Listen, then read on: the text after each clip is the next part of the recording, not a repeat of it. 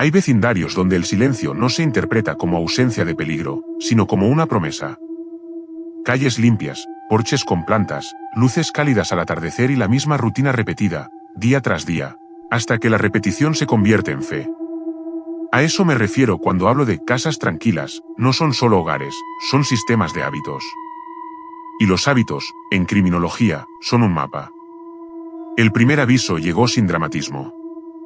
Una llamada breve a comisaría por un tipo raro visto 2 noches seguidas caminando despacio, sin perro, sin prisa, como quien busca algo que no quiere encontrar rápido. No hubo puertas forzadas ni alarmas disparadas. Solo una sensación incómoda, alguien que se detenía demasiado en las sombras, mirando ventanas como si contara respiraciones. En el registro de incidencias, aquello quedó como patrullaje preventivo. En la vida real, cuando no hay víctima visible, la amenaza se archiva. Es uno de los errores más frecuentes, creer que el peligro empieza cuando deja pruebas. A veces, la primera prueba es precisamente que no las deja. La mayoría imagina al asesino en serie como alguien impulsivo, desordenado, incapaz de contenerse. Ese cliché hace daño porque distrae de lo real, muchos empiezan siendo pacientes. Metódicos. Capaces de caminar durante horas sin hacer nada que parezca delito. En criminología, esa etapa tiene nombre, fase de aprendizaje. Es cuando el agresor estudia el entorno y mide su propia sensación de impunidad. En este caso, la conducta era casi invisible. Paseos a la misma hora, siempre con ropa neutra, sin capucha, sin nada que lo hiciera memorable. Se colocaba en puntos donde podía ver varias casas sin ser visto del todo, cerca de contenedores, debajo de farolas defectuosas, junto a setos altos. No buscaba la víctima perfecta. Buscaba algo más práctico, horarios fijos, luces que se apagaban temprano, puertas que se cerraban con un clic suave y nunca con doble vuelta de llave. Hay un detalle que suele repetirse, el agresor no invade, se integra. Si lo mirabas de lejos, parecía un vecino. Si lo mirabas de cerca, parecía alguien que conoce el lugar. Y eso es precisamente lo que él quería que pareciera. Cuando por fin hubo una víctima, el vecindario se aferró a explicaciones que calman, sería alguien conocido, un robo que salió mal, una discusión. Son relatos que protegen una idea, que el horror es un accidente aislado. Pero el patrón no era accidental. Lo que definía a las víctimas no era la edad, ni el género, ni el trabajo. Era la previsibilidad. Personas que vivían solas o pasaban muchas horas sin compañía, que repetían trayectos idénticos y publicaban sin pensar pequeñas pistas, la hora a la que salían a correr, el gimnasio al que iban, el día en que tocaba la compra grande. No hace falta hackear un teléfono para entender una vida.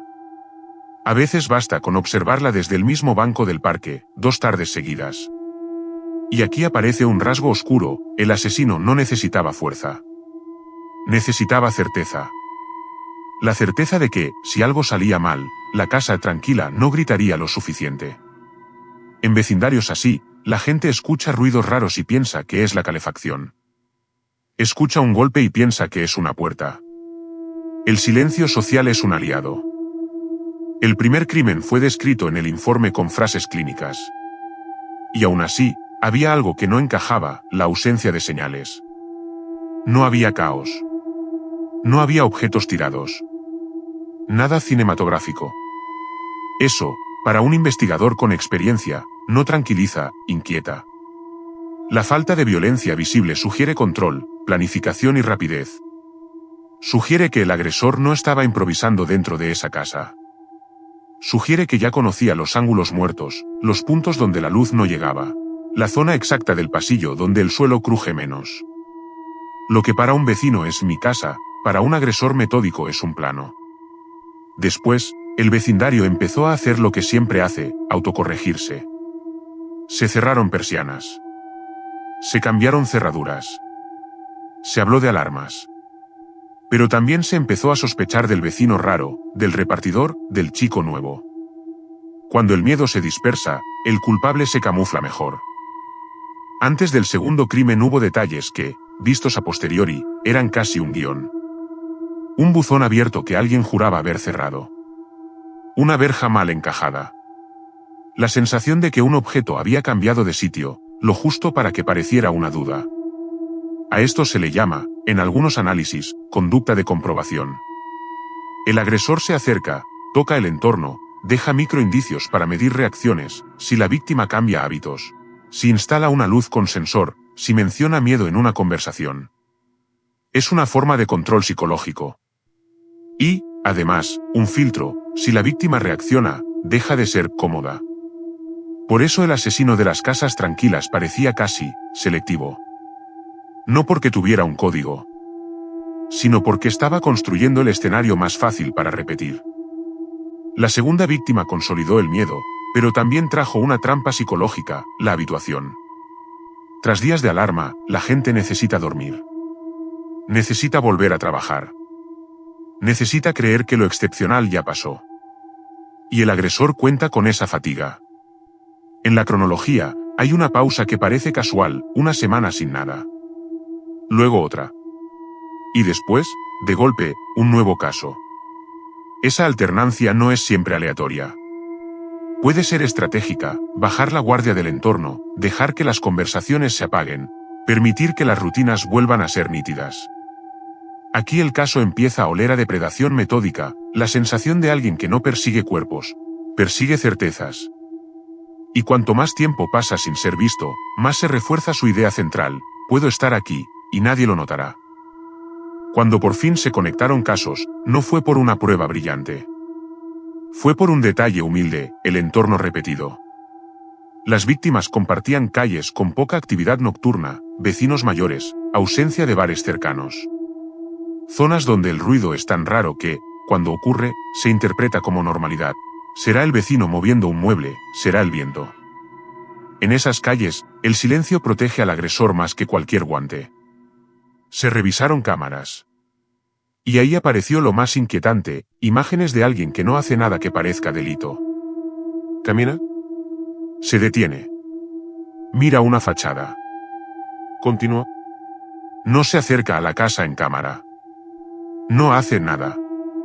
Solo existe en el borde del encuadre como una presencia repetida. A veces, lo más aterrador es eso, que el mal no necesita actuar para contaminar el lugar.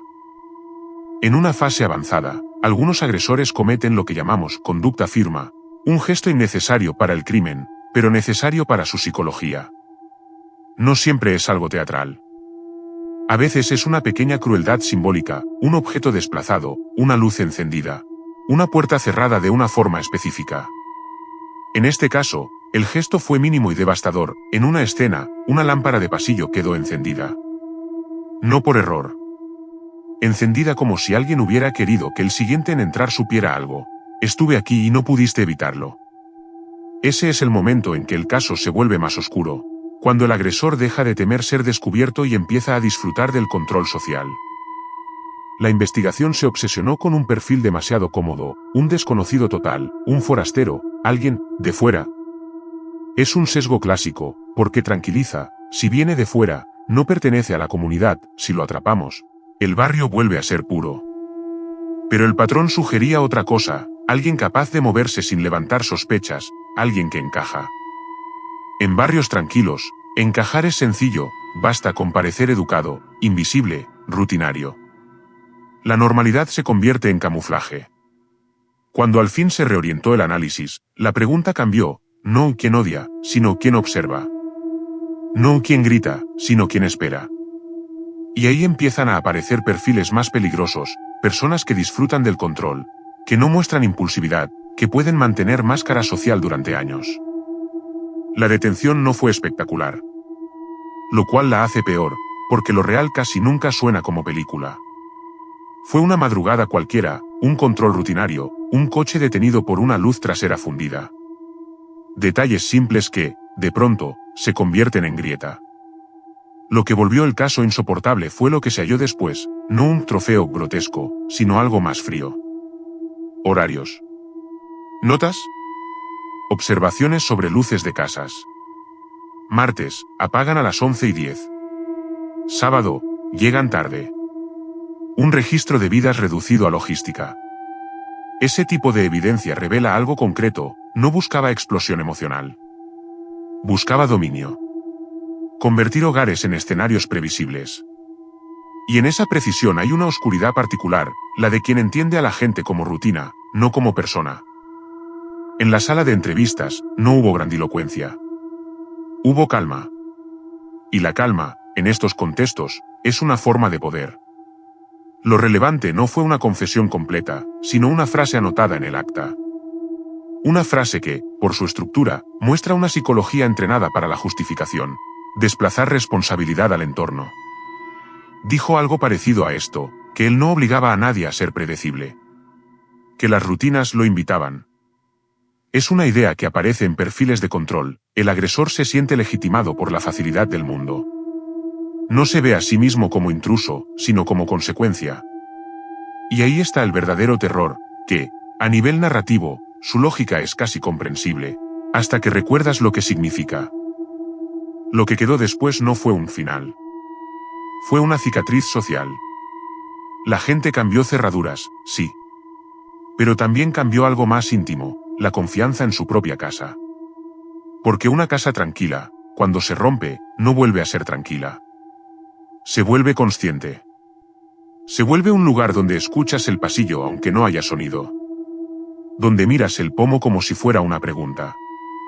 Donde entiendes que la seguridad no es solo cerrojo, sino imprevisibilidad.